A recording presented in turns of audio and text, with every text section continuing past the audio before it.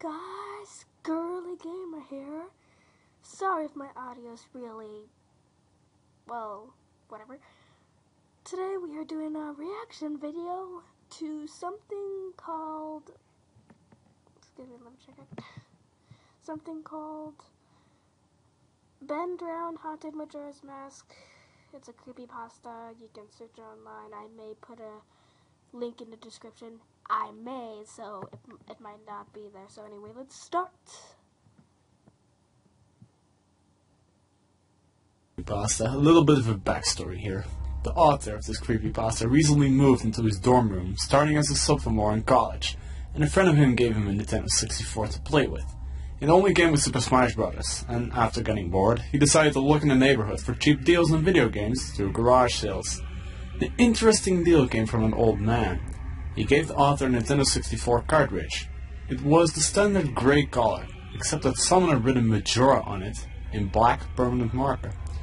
The old man gave it for free, and told him that it used to belong to a kid who was about his age that didn't live there anymore. And that's where the story begins. Upon leaving, the man smiled and wished me well, saying goodbye then. At least, that's what it sounded like to me. All the way in the car ride home, I had a nagging doubt that the man had said something else. My fears were confirmed when I booted up the game. To my surprise, it worked just fine, and there was one save file named simply Ben. Goodbye, Ben. He was saying goodbye, Ben. I felt bad for the man, obviously a grandparent, and obviously going senile, and I, for some reason or another, reminded him of his grandson, Ben. Out of curiosity, I looked at the save file. Eyeballing it, I could tell that it was pretty far in the game. He had almost all of the masks, and 3/4 remains of the bosses. I noticed that he had used an all statue to save his game. He was on day 3, and by the Stone Tower Temple, with hardly an hour left before the moon would crash. I remember thinking that it was a shame that he had come so close to being in the game, but he never finished it. I made a new file named Link, out of tradition, and started the game, ready to relive my childhood. For such a shady-looking game cartridge, I was impressed at how smoothly it ran. Literally just like a retail copy of the game, save for a few minor hiccups here and there, like textures being where they shouldn't be, random flashes of cutscenes at odd intervals, but nothing too bad. However, the only thing that was a little unnerving was that at times the NPCs would call me Link, and at other times they would call me Ben. I figured that was just a bug, a fluke in the programming causing our files to get mixed up or something. It did kinda freak me out though after a while. And it was around after I had beaten the Woodfall Temple that I regrettably went into the save files and deleted Ben. I had intended to preserve the file just out of respect to the game's original owner. It's not like I needed 2 files anyway, hoping that would solve the problem. It did, and it didn't. Now NPCs wouldn't call me anything. Where my name should be in the dialogue, there was just a blank space. My save file name was still called Link though. Frustrated and with homework to do, I put the game down for a day. I started playing the game again the next night, getting a lens of the truth and working my way towards completing the Snowhead Temple. Now for those of you who don't know about the 4th day glitch, the gist of it is that right as the clock is about to hit 000000 on the final day, you talk to the astronomer and look through the telescope at the hideout. You time it right, the countdown disappears, you essentially have another day to finish whatever you were doing. Deciding to do the glitch to try and finish the Snowhead Temple, I happened to get it right on the first try, and the time counter at the bottom disappeared.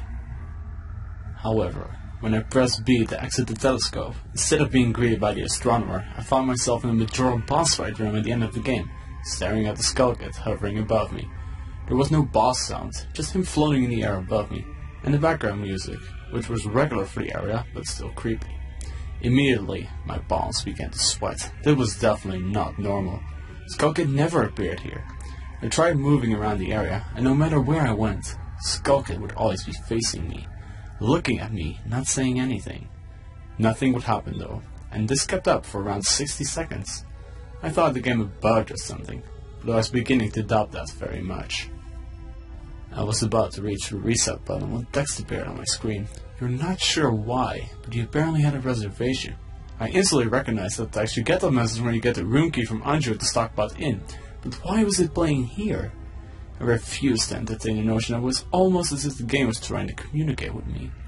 I started navigating the room again, testing to see if that was some sort of trigger that enabled me to interact with something here. Then I realized how stupid I was. To even think that someone could reprogram the game like this was absurd. Sure enough, 15 seconds later, another message appeared on the screen, and again like the first one, it was already a pre-existing phrase. Go to the lair of the temple's boss, yes or no? I paused for a second, contemplating what I should press and how the game would react, when I realized that I couldn't select no. Taking a deep breath, I pressed yes, and the screen faded to white, with the words dawn of a new day, with a subtext of a few vertical lines beneath it, where I was ported to, filled with the most intense sense of dread and impending fear I had ever experienced. The only way I can describe the way it felt here is having this feeling of inexplicable depression on a profound scale. I am normally not a depressed person, but the way I felt here was a feeling that I didn't even know existed. It was such a twisted, powerful presence that seemed to wash over me. I appeared in some kind of weird Twilight Zone version of Clock Town. I walked out of the clock tower, as you normally do when you start from day one, only to find that all of the inhabitants were gone. Usually with the 4th day glitch you can still find the guard and the dog that runs around outside the tower. This time, they were all gone. What replaced them was the ominous feeling that there was something out there, in the same area as me, and that it was watching me. I had 4 hearts to my name and the hero's bow. At this point I wasn't even considered for my avatar. I felt that I personally was in some kind of danger.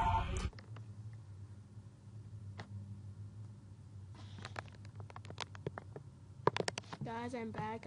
I just got a phone call. Anyway, let's get back.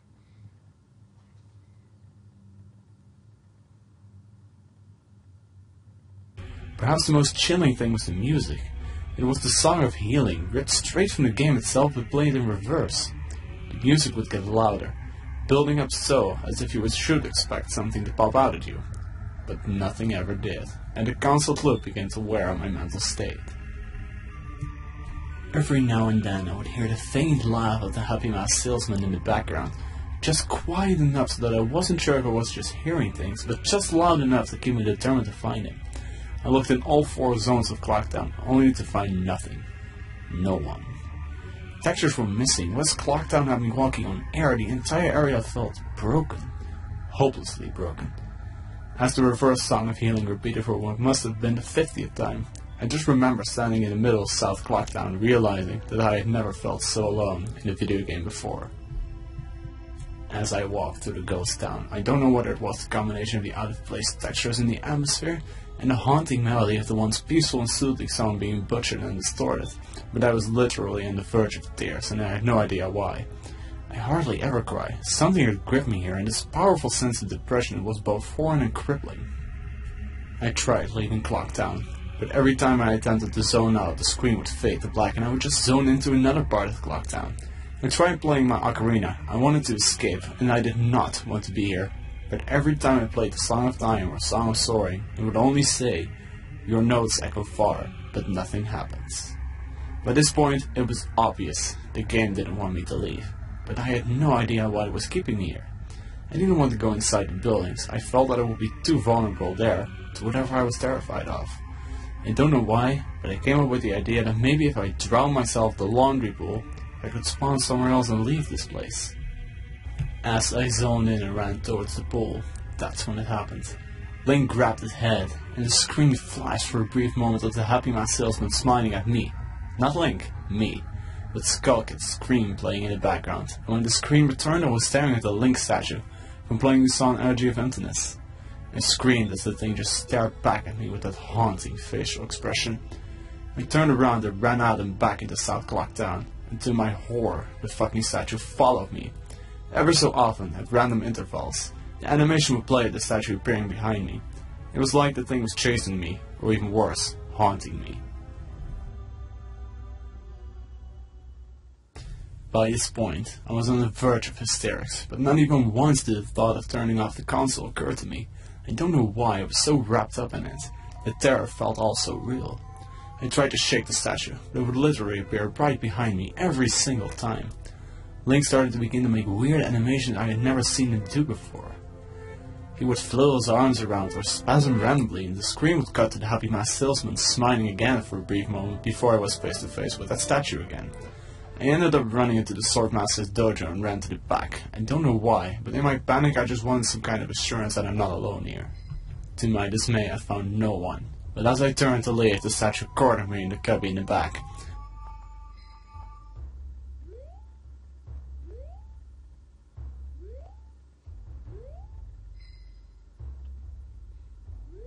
I tried attacking the statue with my sword, but to no avail. Confused and back into a corner, I just stared at the statue, waiting for it to kill me.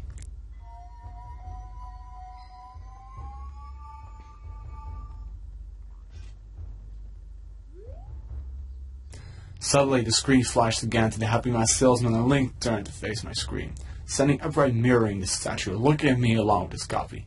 Literally, staring at me. Whatever was left of the fourth wall was completely shattered while I ran out of the dojo, terrified.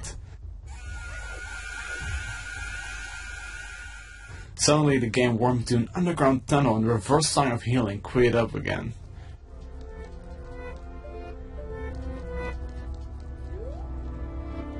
As I was given a brief moment of rest before the statue started appearing behind me again. This time aggressively. I could only take a few steps before it would summon me behind me again. I hurriedly made my way out of the tunnel and appeared at the Sonic Clock Town.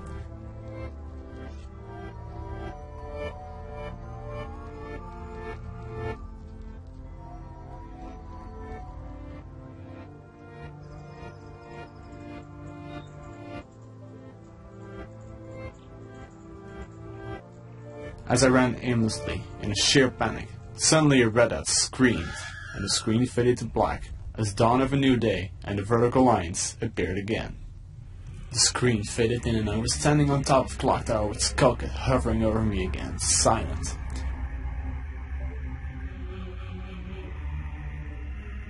I looked up and the moon was back, looming just meters above my head, but the Skullkid just stared at me, handling with that fucking mask. A new song was playing, the Stone Tower Temple theme playing in reverse. In some sort of desperate attempt, I equipped my bow and fired off a shot at the Skullkid, and it actually hit him and he played an animation of him reeling back. I fired again, and on the third arrow, a text box appeared saying, "That won't do you any good, hehe." And I was picked up off the ground, levitated upwards on my back, and then Link screamed as he burst into flames, instantly killing him. I jumped when this happened. I had never seen this move used by anyone in the game, and Skullkid himself didn't have any moves. As the death screen played, my lifeless body still burning, the Skullkid laughed, and the scream